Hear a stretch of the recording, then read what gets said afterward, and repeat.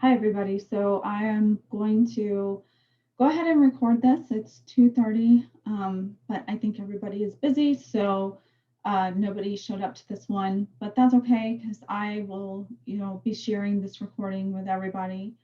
I just wanted to make 2:30 available just in case anybody was able to make it at that time.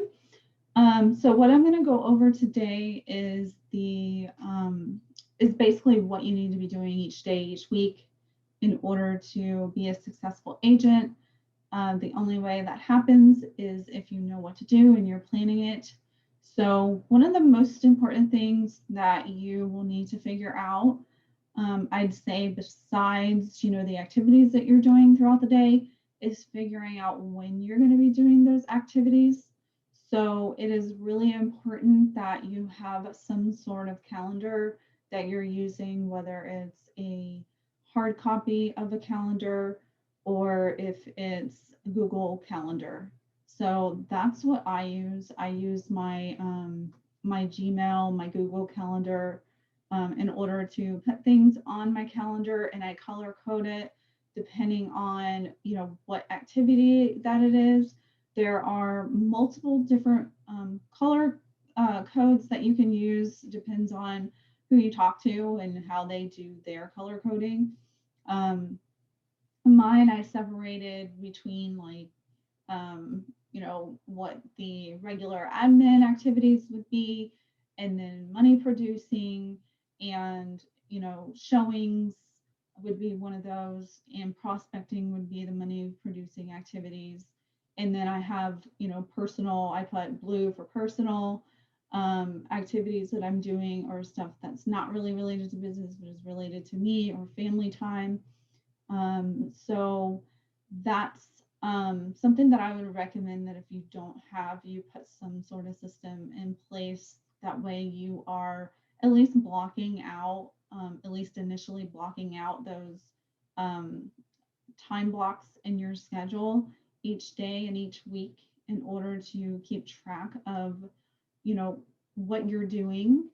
Because in this business, it can be really easy to basically go willy nilly and do things that are not on your schedule, and things that just end up popping up, or even personal stuff that ends up popping up, and we're all prone to do that. And um, so it is really important that you have some sort of calendar and do time blocking and put it on there, so that way you can hold yourself accountable for, sticking with it, and at least having it there, so that way you know that you need to do those things. And even if you have to kind of switch it around and make it work for your schedule that day, at least you know what you need to do in order to do that. I'm going to go ahead and share my calendar with you, just so the way I can talk about that a little bit more. So hold on one sec. Let me do a share screen. And then I'm going to share this.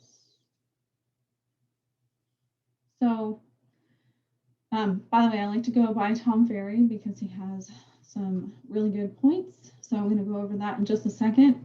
So for my calendar, this is what my calendar looks like on a day-to-day basis.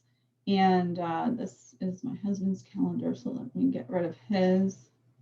So this is my calendar and what my calendar looks like. I do have even like sleep on here, and so I blocked out my personal activities, and mentee group call really should be in yellow. So yellow is basically like trainings and stuff that you're doing. Red is like admin sort of stuff. Green is money producing. So that's kind of how I have mine set out. And this is what it looks like on a month basis. And you can see that it's all color coded. So anyways, so I won't show you too much because it is my personal calendar. So I don't want to show too much of that. But anyways, let me, so basically, like if you guys wanted to go and check out Tom Ferry, you could find this for yourself just to go look at. So one of the main important things is, sticking to some sort of routine throughout the week. And as a new agent, this is really important because you're establishing your habits to build your business, and those habits that you establish in the beginning are really going to define your business and how successful you are and the habits that you develop. So whenever you're first starting, I know I didn't do it, but whenever you're first starting, I would recommend, setting up your calendar and setting up the time blocking and actually trying to stick to your schedule. It's not always doable, but because things come up, but at least you have something to go by, so the way you have some sort of structure in your day, because it is really easy to get off track and not accomplish a good portion of your schedule. And one of the main things is doing that prospecting. So he basically has it to where like you do like the hour by hour plan for your perfect day. Of course, there are different things that you could be doing throughout the day that you can put on your calendar. And it depends on how, if you're a newer agent or not, and what that entails for you might be different than, somebody who has more success. Because so, you're going to plan out, your wake up time and your morning routine, so that way you can do all of the mental preparation for the day. So that way you can, start your day out. And what time you start your day out on, that's up to you. If you can start earlier, if you start a little bit later, that's fine. Just make sure to put whatever it is, whatever time you're starting your day at on your calendar, instead of just waking up at whatever time and starting. So, but back to my point about if you're a newer agent, so he has on here doing the appointment setting.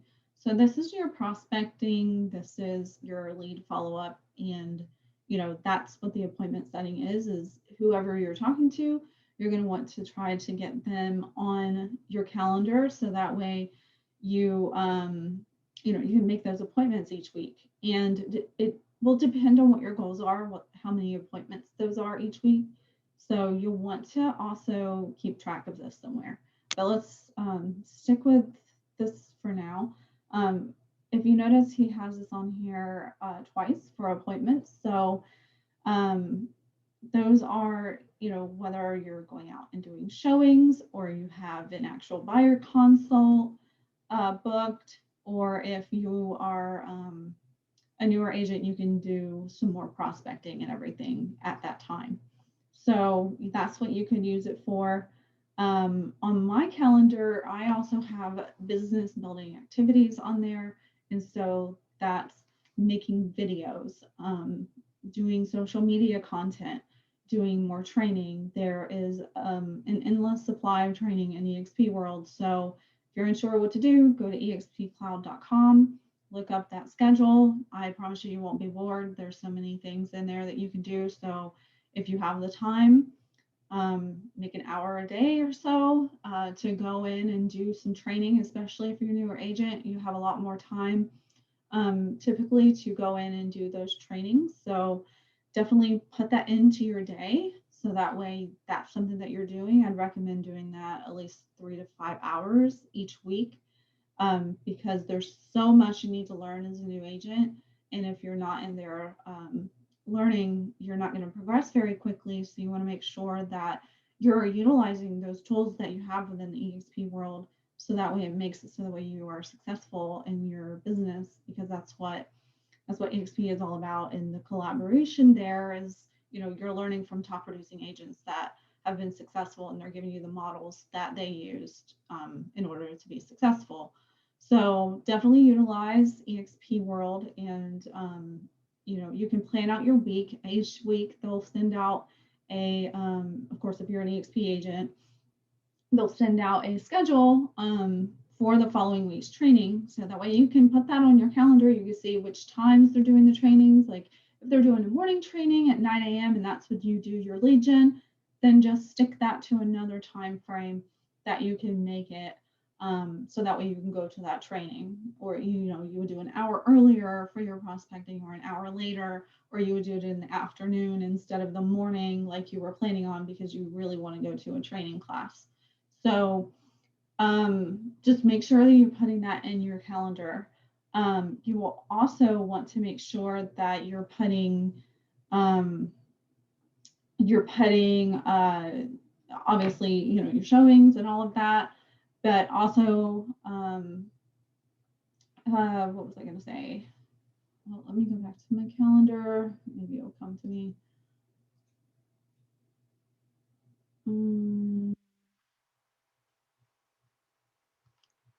Let's see. Anyway, so you're just going to want to make sure you put everything in your calendar that you are going to be doing each day.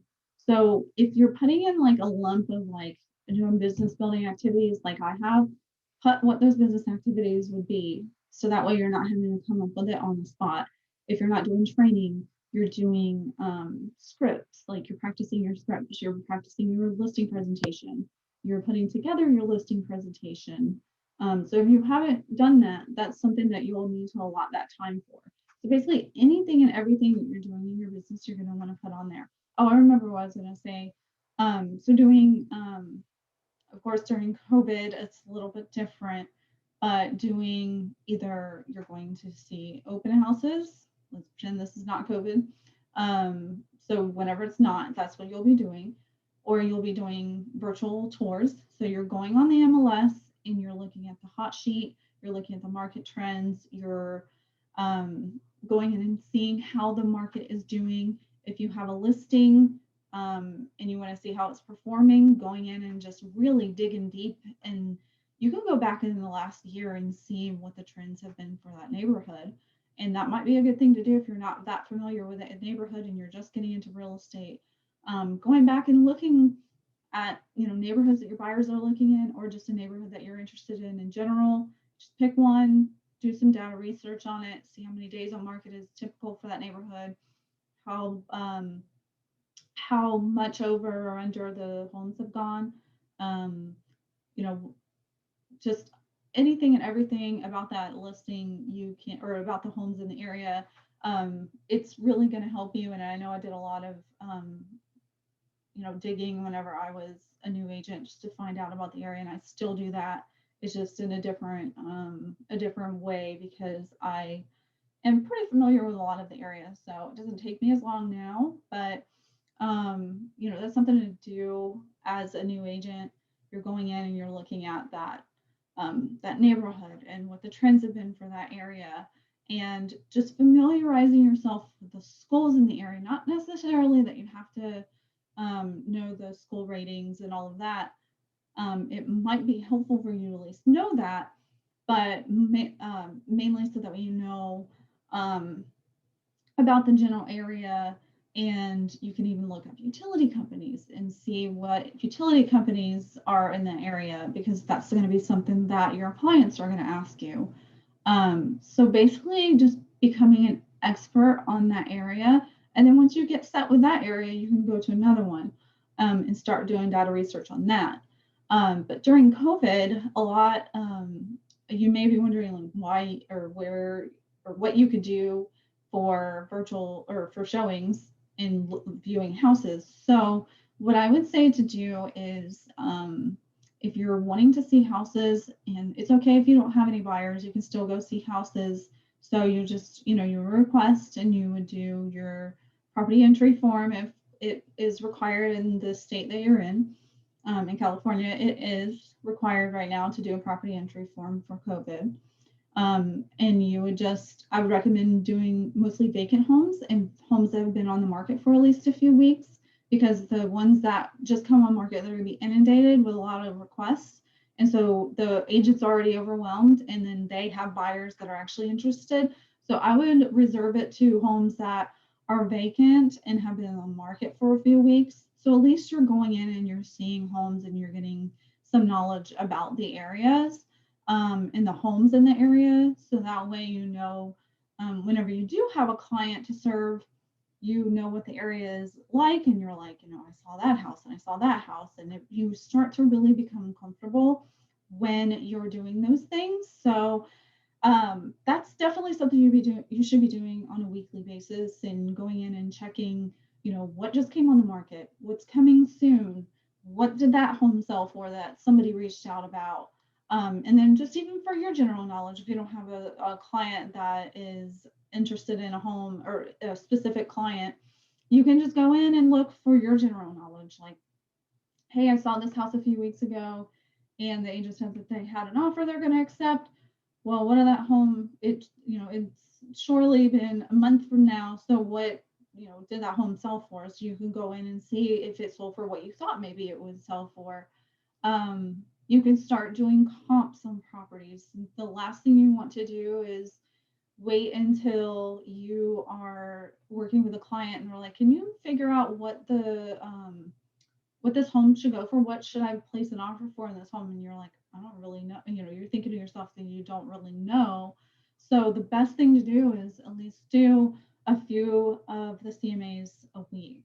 And you may, so if you're a new agent, obviously you're probably kind of struggling a little bit with this. So if you're wondering about your CMA and if you're doing it accurately, I would be happy to help you with that. And obviously can't help you with every CMA that you do, but I would be happy to look it over if you shoot it over to me in an email. But yeah, I'll look at one or two and give you my thoughts on it and then let you know what I think. But as far as CMAs go, like, just do as many as you can per week, at least 2 or 3 if you're really time crunched, because then it's just going to make you a lot more comfortable with doing a CMA and trying to figure out what the valuation of a property is, not only for your buyer clients, but for your seller clients as well. Whenever you're going to take a listing, you're going to want to know what that valuation is that you're going to bring to the seller in order to sell their, to recommend what to list their home at, because they're going to ask you. So the more comfortable you can become with that, the better. So, start doing your CMAs. If you don't know what a CMA is, it's a comparative market analysis. And so you can go on your local MLS. We have RPR here, so you can go on RPR and start messing around with it and trying to figure that out. I'm sure they have training videos on how to do that. So I would check that out. I know EXP probably has some classes on doing CMAs. So if you're unsure, please go check out those classes. I'm sure there's some that they offer to make it a little bit easier for you to do those and to give you some more knowledge on how. But yeah, those are some of the things you should be doing each week. And definitely trying to just prepare yourself whenever you do have clients, so that way you know what you're doing and you feel a little bit more confident. Because that's one of the big things, just feeling confident whenever you have your own clients. So obviously, as part of the prospecting, you should be making calls each week. Definitely should be doing it every day. Your prospecting should be at least 5 days a week. If you can only do 3, only do 3. I've kind of been that person that always does like Monday, Wednesday, Friday. If I don't make it on Monday, Wednesday, Friday, I will do it on Tuesday or Thursday. I never do prospecting over the weekend. Doesn't mean that you can't. I just prefer to keep it during the week, so that way during the weekend I can focus more on my clients and their needs and offers and showings and all of that. So I would, just make sure you're doing, that follow-up, because that's the only way you're going to get, your only way that you're going to convert your leads is to consistently follow up with them. So don't get leads and then all of a sudden just drop off of, contacting them. So you can't contact them 1 or 2 times and expect that they're going to return your call or your text. Definitely not. They're definitely probably not going to return your email. I haven't really seen a whole lot of people responding back via email, especially with cold leads. It's a little bit harder. So um, I've, sometimes it can take 17 times, 21 times, 30 times to reach out to that lead before they respond to you. And, whether that's call, text, and sometimes email as well. But mostly is going to be calling and texting that lead. And, whenever you're reaching out to them, you're wanting to just offer, some sort of value instead of making it all about them using you for buying or purchasing a home or buying or selling a home. So you just want to offer them something valuable. Like first call is definitely not going to be you trying to get them to, sign a buyer rep with you. You're going to want to make it more focused on them. But yeah, you'll definitely want to make that time. So you're not only doing prospecting, but you're doing that lead follow-up. So, generating the new leads and then nurturing the ones you have already. And of course, past clients as well. So if you have past clients, definitely take that time and put that in your calendar, do that, and make sure that you have that on your calendar, because that can be something that kind of gets lost because people aren't, because once you're done with the transaction, you kind of move on to the next one. So just make sure that that's something that you also have in your calendar. Even as a newer agent, it doesn't matter. You can still have that in there. So that way, once you do have clients, you're like, you already have that on your calendar. So that's already set up. For social media, you will want to be doing social media on a daily basis, definitely weekly, but this is something that should probably be doing every day. You can create social media marketing. You're going to want to be on Facebook, creating your Facebook business page and posting on there.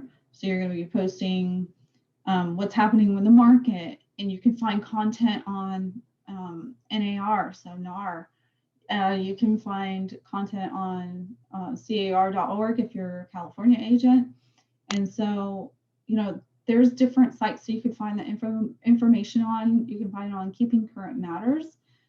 They'll provide a free trial period, and then you have to pay for it, but that's also an option.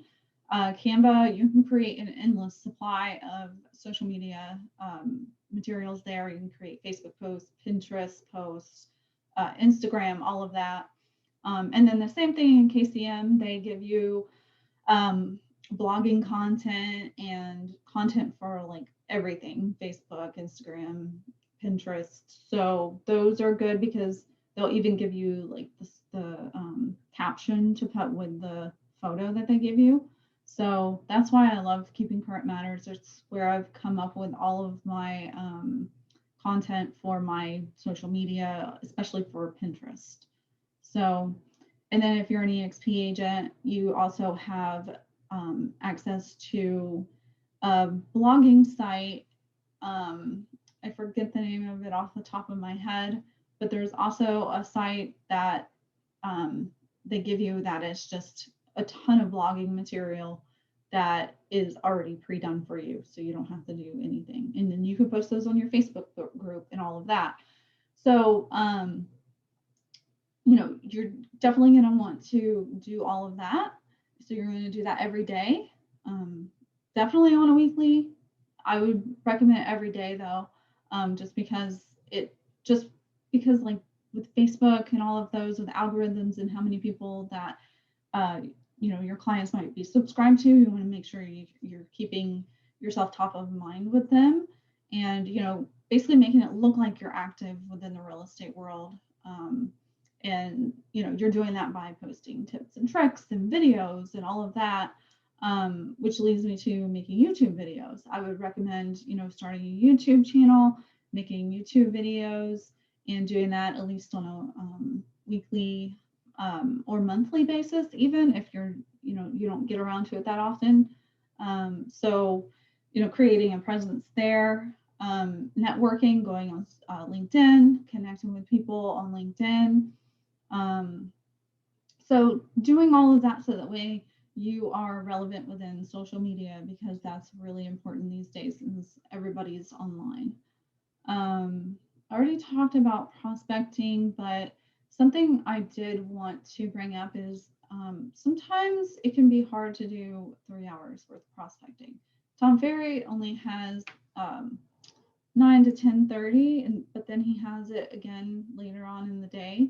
So I would say that in that case, you would well, I would say that it just depends on what your schedule looks like and if that's feasible for you or not. If you're doing prospecting 3 hours a day, your business is definitely going to, you're definitely going to see results from it. But if you are working another job, or you're a stay-at-home mom or something to that effect, and you really don't have the time to do 3 hours worth of lead gen, don't think that you just shouldn't do it at that point. So start out with 30 minutes and then work your way up from there. Because 30 minutes doing prospecting a day is better than none. So at least you're doing something. But if you're doing only the 30 minutes, I recommend at least doing it 5 days a week or more. But if you can only do it 30 minutes a day, then that's fine. Messaging at least 10 people a day on your Facebook, and reaching out and just creating a real connection with the people, with the Facebook friends that you have, and just actually caring about them, and just not necessarily following up with them, but just reaching out to them and seeing how they're doing, like if they had a baby, congratulating them, seeing if they need anything, all of that. So the way you're staying top of mind with them. And even without talking about real estate, you'll notice that people will ask you, how your real estate business is doing, or they will refer you to a friend or something to that effect. So just making sure that you're staying top of mind with people. If you're doing calling, you're going to want to be doing at least, like if you're doing cold calling, like FSBO's expired, doing at least 100 people per day, just because of the conversion rates from there. Most people aren't going to pick up their phone, and then all the people that pick up their phone, you're only going to convert so much from the people that actually set an appointment with you versus actually listing with you. So just making sure that you are tracking those numbers as well. So having some sort of spreadsheet, or write it down somewhere that you're going to be able to keep track of it, and knowing what your conversion rate is, and if you need to contact more people. I know some people have come to me in the past talking about how many people that they were reaching out to, and they were probably only reaching 60 to 100 people a month. And honestly, that's not really going to get you very far if you're only getting that amount of people. So you definitely want to be contacting at least 10 people per day. So that way you are keeping up with those numbers, because they say you convert 1 out of every 100. So you at least need the 99 or so no's before you'll get that one yes. So just make sure you're putting forth the effort whenever you're doing your prospecting and tracking it, because you won't know what the numbers are if you don't track it. I already talked about the education and training for EXP, just because they have an endless amount. So there's a lot that you can go to for that, depending on what you need help with. I already went over previewing properties. And then once you're in a transaction, you're going to want to have somewhere on your calendar, somewhere time blocking to provide an update to your buyers or sellers, or making sure that buyers are staying on track, if they got approved for their loan, if they've given the lender all of the stuff that they need, if they signed all of the escrow documents, giving sellers updates on how their home is doing, how many showings you had, what the feedback has been on the showings, and where the market stands. So those are the sort of things you need to keep in your calendar. You're going to be wanting to do those things weekly, if not daily, especially with buyers if you have a really short timeline for the closing period.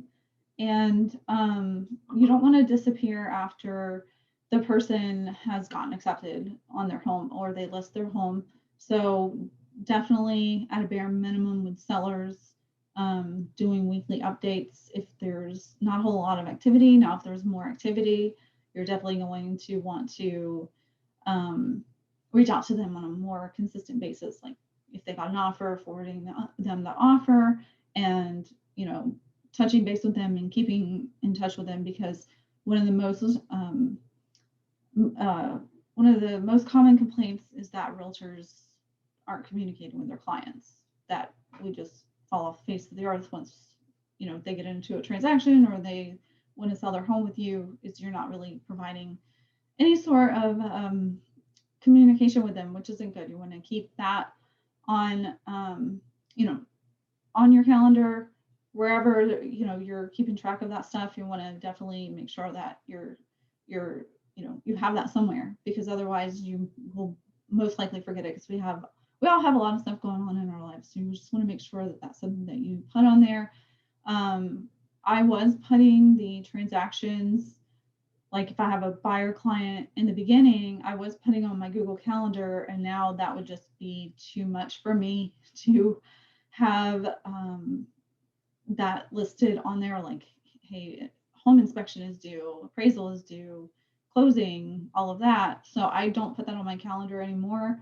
I use Trello for all of that and have a whole checklist for that.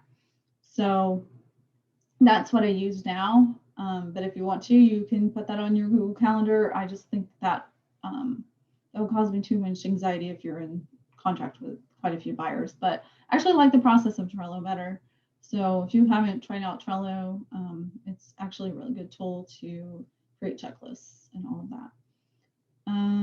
I already went over checking local market stats and creating your real estate videos. So, what earnest money deposit is, what an appraisal is, and what happens if it comes in low. Just any sort of videos like that. You probably even Google like a list of real estate videos. You can probably get that. And then I created some on my YouTube channel too, if you wanted to go over there and get an idea of what kind of videos I do. Obviously, during the day, you're going to want to check your email, return phone calls, check voicemail, check text, and all of that. Checking with the lenders and make sure everything's going good. Checking with escrow. Obviously, returning phone calls. I even have returning phone calls and checking voicemail in my Google Calendar, because sometimes that's I can get a little bit too, like, I check my email too much. So I was trying to make it so that way I'm only checking it twice a day, and then checking voicemail, just because I'm not so great at checking my voicemail sometimes. So I put on my calendar to remind me. And then, of course, I return phone calls if needed. I'm always checking my texts, but if you wanted to, you can put on there, check texts at this time, this time, this time. Just to make sure you're getting back to people, especially if you do have a part-time job or a full-time job. That might make it a lot easier for you. And then you can also fill it up with like writing notes to your prospects, sending birthday cards to potential prospects or your sphere of influence or whatever. And then, if you're kind of at a loss for what to do, you can look at things to do today. That's a file that I have on my in my group. So if you need that file, please don't hesitate to reach out to me to ask me for that if you don't have access to the group. Let me actually pull that up real quick. That way I can kind of go over that. Give me 1 second.